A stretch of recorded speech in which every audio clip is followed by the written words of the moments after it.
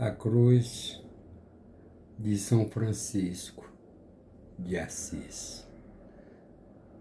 Um agradecimento especial ao Padre Luiz Orlando. Ele foi meu colega de seminário. Eu tenho algumas histórias para contar.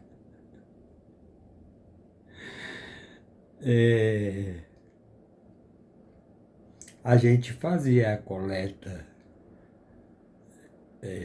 passava a sacolinha, né, vermelha, e eu ia, era a época do recreio, mas tinha missa e a gente tinha que passar a sacolinha. E eu pedi a ele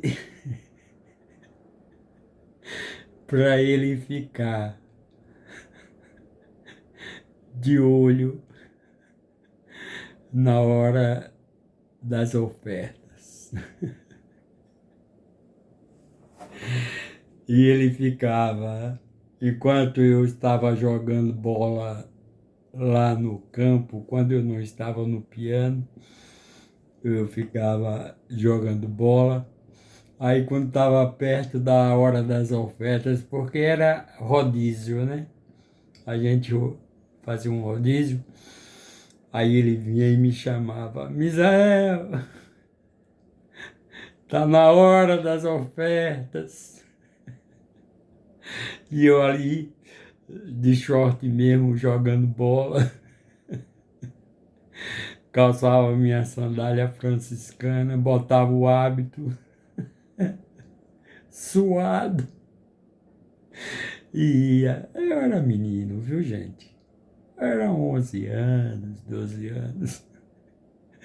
E então ele me chamava e eu ia fazer a coleta. Ô Pai eterno, quanta coisa eu já fiz. Mas eu quero pedir mais uma vez nesta live, falar sobre o MEAC. Missionários para a Evangelização e Animação de Comunidades. Lembrem-se de Paulo. Quando eu era criança, eu fazia as coisas de criança, eu falava as coisas de criança. Hoje, depois que cresci, evidentemente, falo a coisa de adulto. Então, portanto, não reparem essas coisas, porque eu era criança. Tinha apenas 11 anos. O MEAC é uma associação de leigos fundada em 1972, que tem como inspiração o apóstolo São Paulo e como finalidade e evangelização e animação de comunidades missionárias. Diante das novas realidades, o compromisso específico do MEAC é despertar e preparar lideranças a serviço pastoral da Igreja Católica e animação cristã da sociedade. Reunidos em núcleos, os membros do MEAC estão presentes em diversas regiões do Brasil e na África. Guiné-Bissau, por exemplo. Em Dias d'Ávila, Bahia, o MEAC atua desde 1993, tendo como sede o Centro de Evangelização Jesus Redentor. Obrigado, Padre Luiz Orlando, meu colega de seminário. É engraçado que tudo que eu vejo dele, eu me agrado e tomo dele. Ai, mas tenha certeza, Padre Luiz, olhe, esta cruz aqui já é testemunha de muitas missas que ele deve ter celebrado, viu? Aí ele me deu. Automaticamente eu disse, eu gostei dessa cruz, é a cruz de São Francisco de Assis. Eu gostei dessa cruz, ele prontamente tirou a cruz. Ou tirou assim, né? E me deu imediatamente. E era dia de aniversário dele. Em vez de eu dar presente para ele, foi ele que me deu. Ah, eu quero falar sobre o Pix. A razão social é a Associação de Promoção Social e Comunitária Jesus Redentor. O Pix 048 836 325-04 ou 098 424 115 91. Não existe, digamos assim, estabelecido um valor qualquer. Não. E você pode contribuir com R$ 1, com R$ 2, com R$ 20, com R$ 30, com R$ 50, com o que você puder. É bastante. E que Deus lhe abençoe e lhe ajude. O próximo vídeo que eu pretendo fazer, eu vou destroçar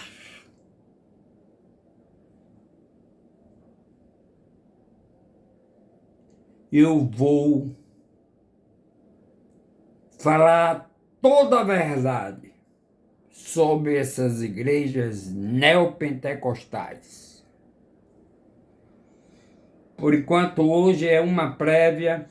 Eu vou ensaiar melhor o terceiro movimento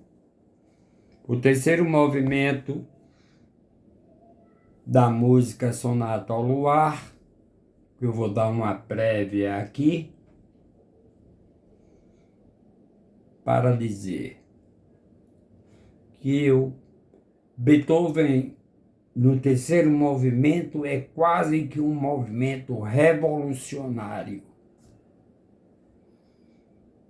O terceiro movimento da Sonata ao Luar, que a princípio começa com uma música romântica, uma música, até deram o nome de Sonata ao Luar, que não foi ele que deu.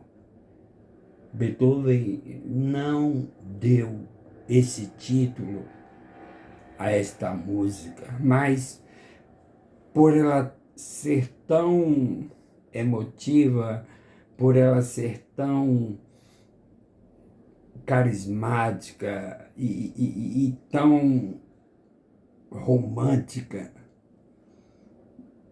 apelidaram esta música Sonata ao Luar. Mas o terceiro movimento, ele já mostra uma certa energia, uma certa, não sei, o pensamento de Beethoven, mas ele propõe nessa música, eu entendo como uma música revolucionária, que é um ponto importante que eu queria ressaltar. Jesus foi um revolucionário. Jesus lutou, combateu dois poderes. o Império Romano e os judeus, representado pelo Sinédrio, que eram os sacerdotes, que foram justamente esses que condenaram Jesus.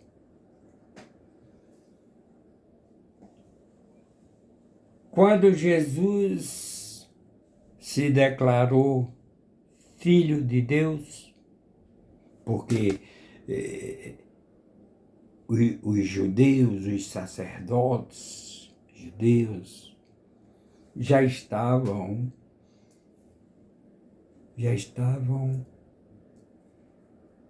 perseguindo Jesus.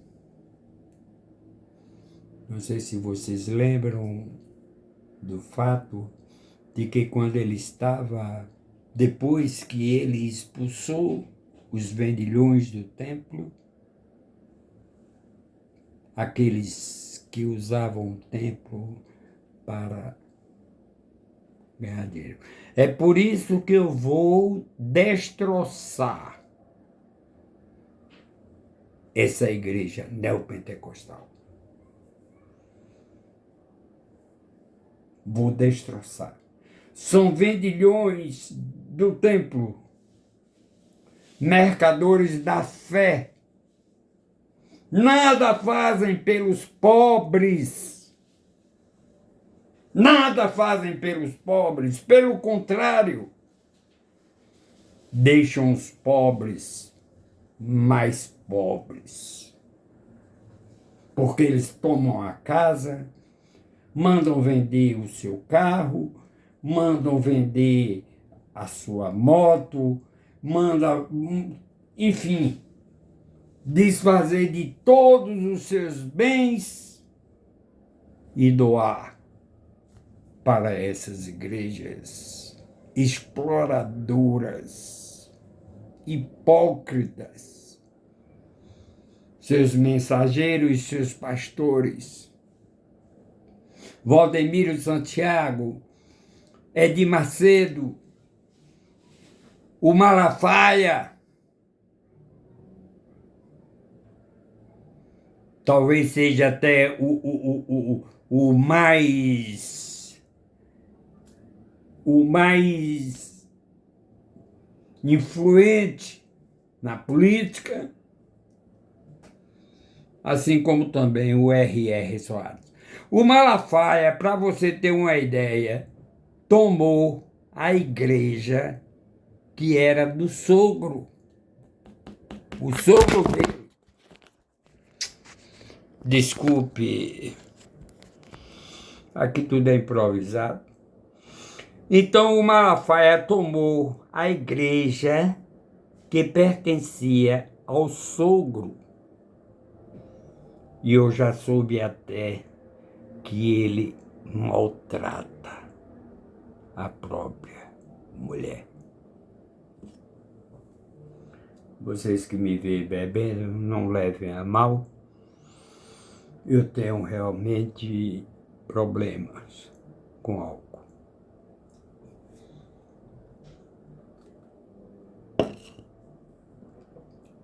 Depois que eu perdi meu filho, aos 29 anos de idade, agravou-se o meu problema de depressão, transtorno de ansiedade. Mas isso é uma coisa à parte, é particular, mas só estou dando uma satisfação para vocês. Então, vou mostrar um pedaço, porque eu estou, como vocês estão vendo,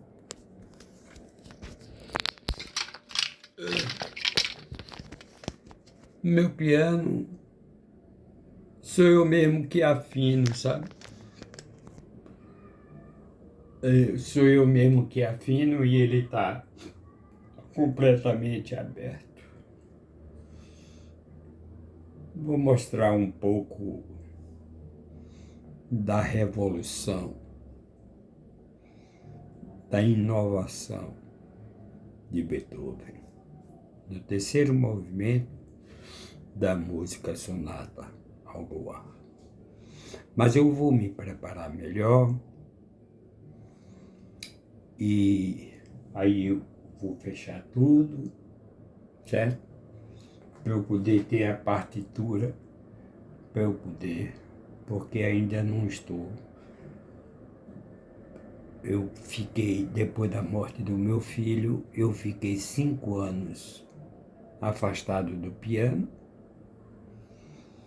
porque a vida já não fazia mais sentido para mim. Entrei em depressão profunda. O psiquiatra me disse que minha depressão era antiga.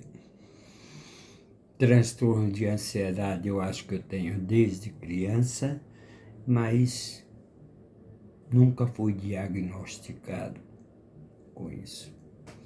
Vou tocar um pouquinho do que vai ser o vídeo que eu vou preparar para desmascarar, para destroçar essa igreja neopentecostal.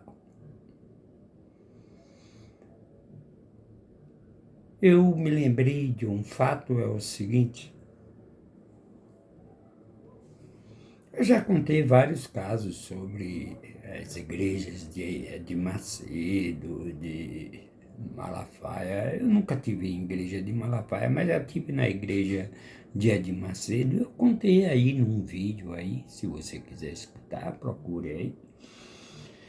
Mas o Malafaia ensinando, aliás, que o Edir Macedo também, isso foi reportado na Globo, como tirar dinheiro dos fiéis.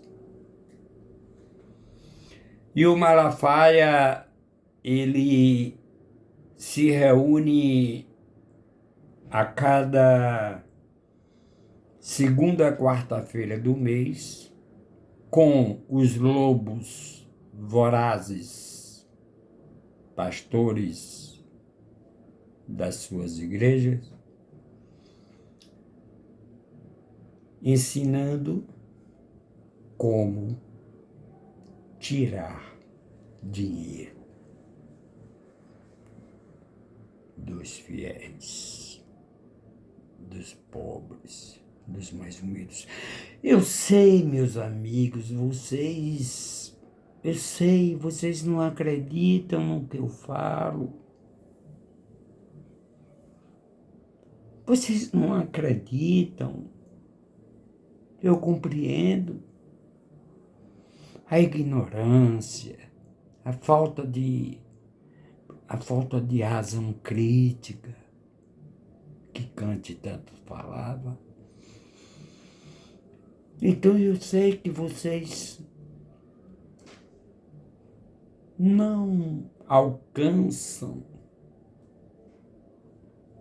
essas palavras. Você age pelo coração e não pela razão. Você se deixa levar pela sua emoção e acredita naquelas patagaiadas, aquelas pataquadas que acontecem dentro daquelas igrejas. Vou te contar um caso. Valdemiro Santiago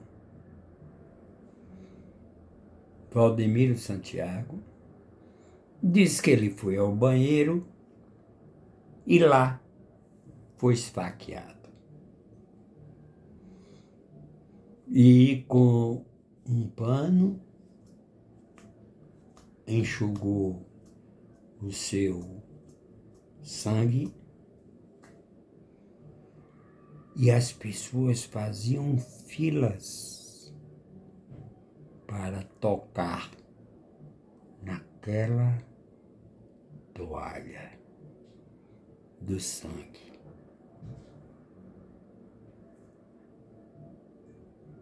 Do pastor Valdemiro. Você sabe que você está pecando com isso? Você tem consciência que você está pecando com isso, idolatrando? É como se você pegasse uma imagem e idolatrasse aquela imagem. E falando em imagem, eu me lembro de Paulo, São Paulo. Os gregos, tempo de Sócrates, etc., para cá um pouco mais, eles tinham uma imagem ao Deus desconhecido. Sócrates foi condenado por duas razões. Uma, que ele queria incluir uma nova divindade na Acrópole, na Grécia, e a segunda, porque ele, alegaram, um dos seus discípulos, um dos seus alunos, alegou às autoridades de que Sócrates estava pervertendo a juventude. Não sei. Platão foi aluno de Sócrates, né? E tudo que nós conhecemos hoje sobre Sócrates, que ele não deixou nada escrito,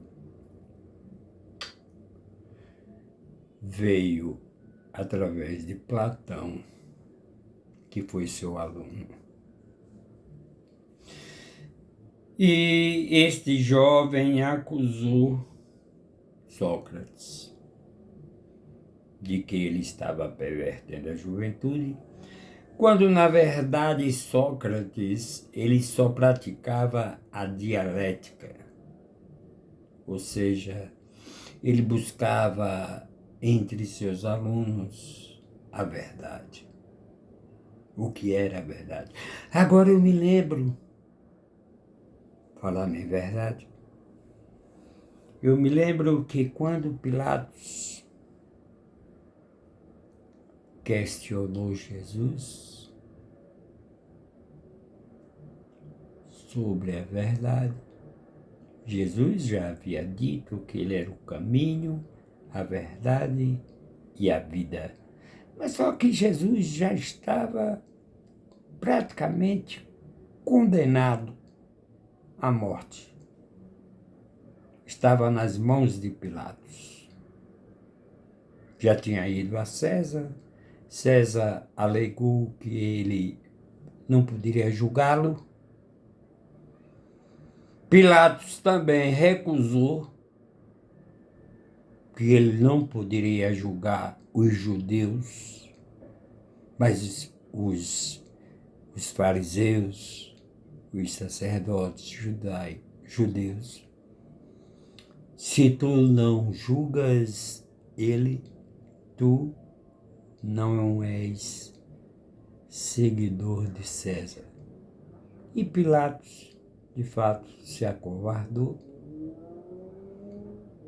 e entregou Jesus à morte. Pilatos, pela última vez, tentou libertar Jesus. Porque Pilatos não viu nenhum motivo para condená-lo. E Pilatos deu a última cartada. Era costume na Páscoa indultar um prisioneiro. E colocou Jesus e Barrabás.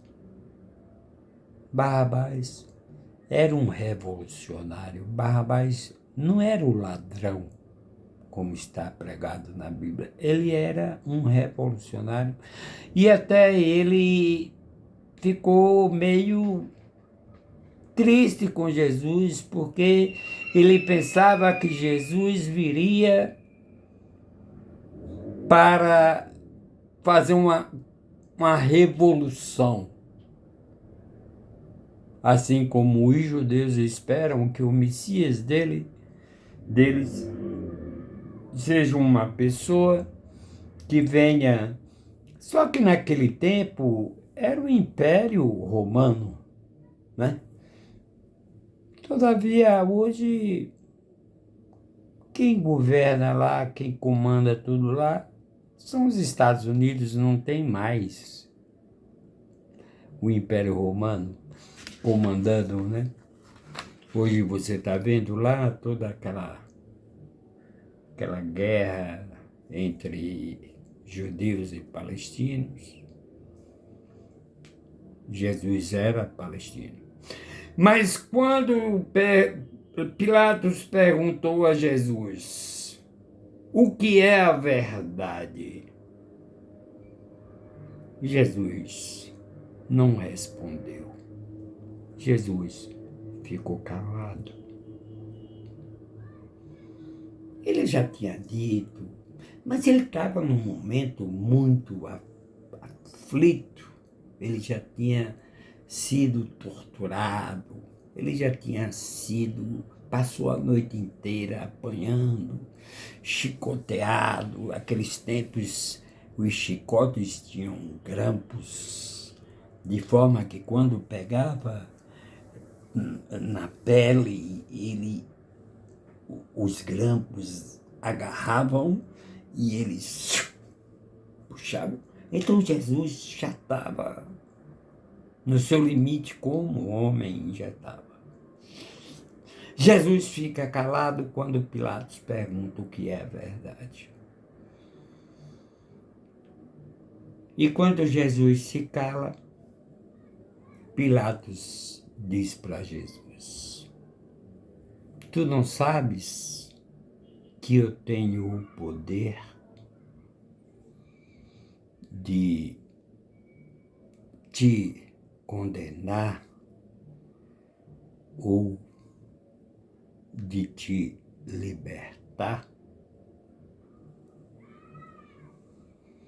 Se tu és filho de Deus, cadê teus anjos? Porque teu pai não manda teus anjos para te salvar? Um parêntese. A mulher de Pilatos teve um sonho na noite em que Jesus estava sendo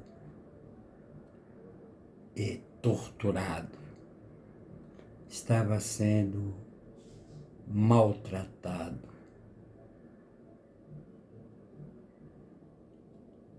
Estava recebendo uma coroa de espinhos e ainda os soldados batiam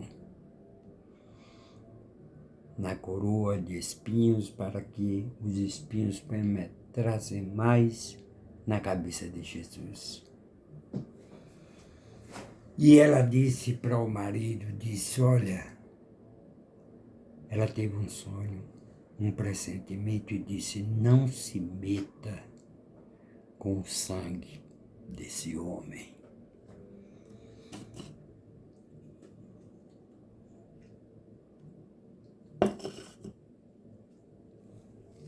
Pilatos, então, tentando pela última vez a libertação de Jesus, coloca ele junto com Barrabás.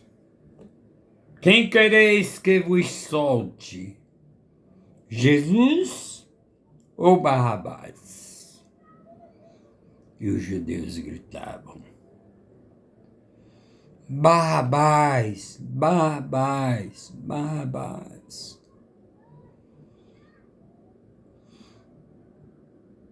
E com isso, Barrabás foi indultado e Jesus condenado à morte. Me passou aqui uma lembrança e fugiu essa lembrança minha. Que eu estou vivendo um período assim, sabe? Quando eu penso uma coisa, se eu não expressar imediatamente, o pensamento voa.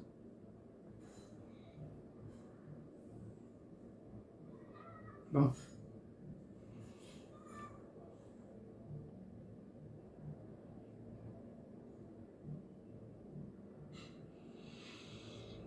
por fim, Jesus realmente ele foi torturado, foi admoestado. Ah, me lembrei.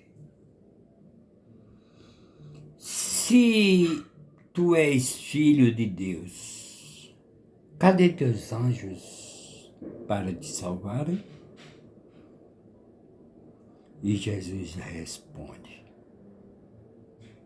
Não, primeiro Barrabás diz, o Pilatos diz assim, tu não sabes que eu tenho poder para te condenar ou te libertar? E Jesus responde, tu não terias poder sobre mim se não fosse te dado pelo meu Pai que está no céu. E Barrabás e Pilatos vendo que não via nenhuma razão lógica, nenhum crime que o condenasse à morte, ele pede aos seus assessores, criados, etc., que lhe traga uma bacia com água. E Barrabás, e Pilatos, fiquei com Barrabás na cabeça. E Pilatos então lava as mãos e diz, eu não tenho culpa neste sangue. Por fim, uma vez que os judeus, porque tem uma coisa importante nessa história, Pilatos tinha muito medo de uma revolução civil entre o sinédrio, entre os sacerdotes, entre os judeus. E Pilatos, ele teme por essa revolução. Por isso, ele atendeu o pedido dos judeus que ali estavam presentes. Então,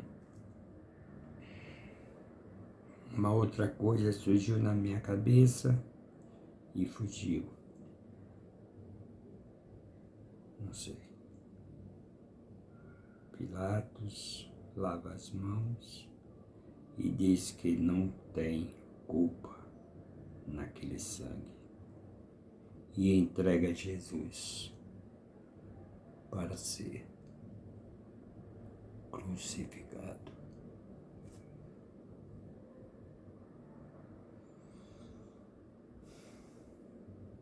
Bom,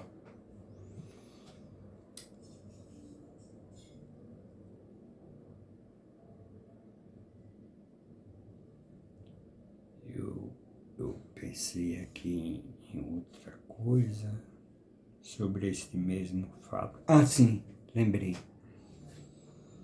Na França, eu estudei direito, né? Até o 8º semestre. Eu desisti do direito ao entender que o direito não é direito. Por isso, abandonei o curso de direito. Fiz vários cursos, filosofia, relações internacionais, administração de empresas, o direito.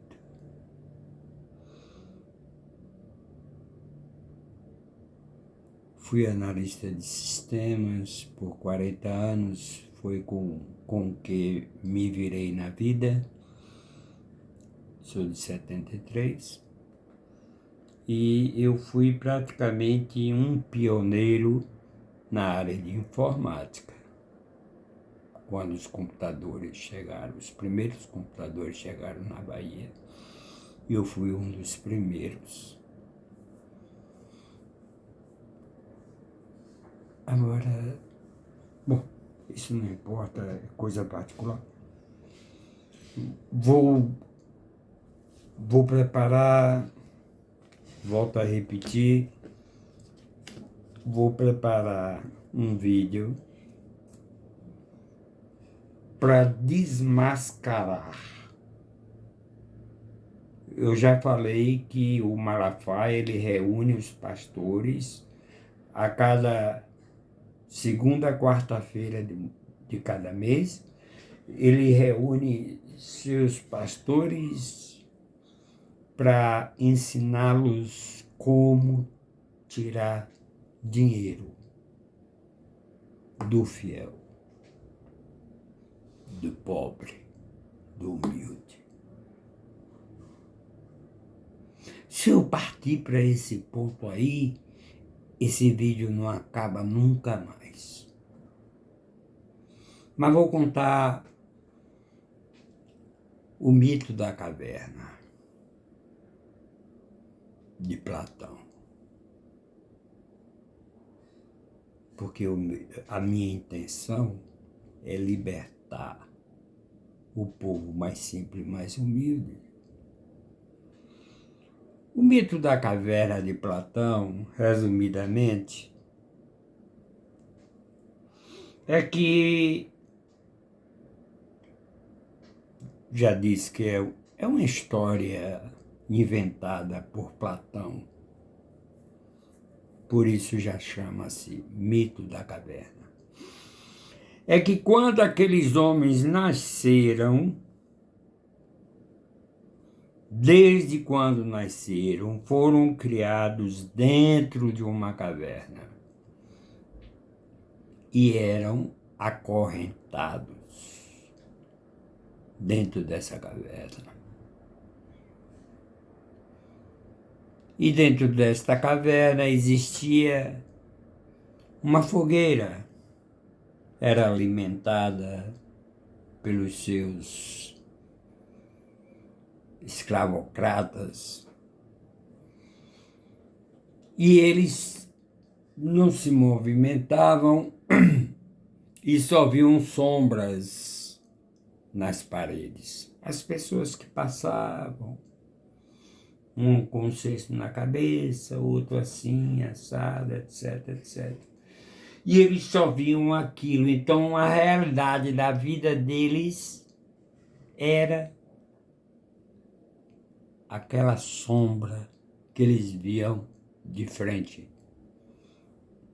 da parede, iluminada pela fogueira. Tinha um muro alto, onde as pessoas passavam, e eles não tinham direito nem de olhar para trás. Mas teve um deles que despertou a consciência e disse: não é possível que a vida seja só isso. Ele se desvencilhou da sua algema, sua corrente. Mas era muito fraco, eles todos muito fracos. Não comiam bem, muito fracos. Mas esse teve mais coragem e despertou a consciência e disse: não, eu vou ver o que é que tem lá fora. Ele galgou, a caverna era profunda, tinha uma certa altura, de forma que ele tentava subir, não aguentava e caía. Tentava de novo, subia, caía. Mas por fim, por muita insistência dele em querer conhecer o que existia fora dessa caverna, um dia ele conseguiu. Ele conseguiu sair dessa caverna e ele se dá com o sol.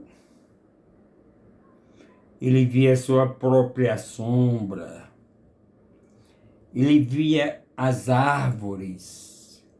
Enfim, ele conheceu um outro mundo que ele não conhecia.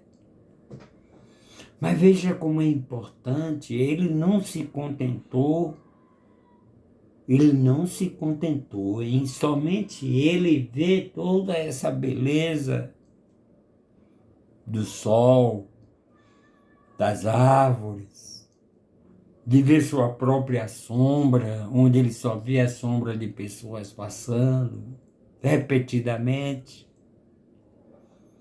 Ele volta para a caverna. Ele voltou para a caverna e aí ele relatou tudo que ele havia visto fora da caverna. E contou assim, com uma alegria, um contentamento tentando convencer os colegas dele que existia um mundo melhor do que aquele que estavam vivendo. Ele quase foi morto, porque as pessoas não acreditavam que ele estava falando de uma coisa maravilhosa, de outro mundo, de outra vida. Ele quase foi morto. Mas assim, ele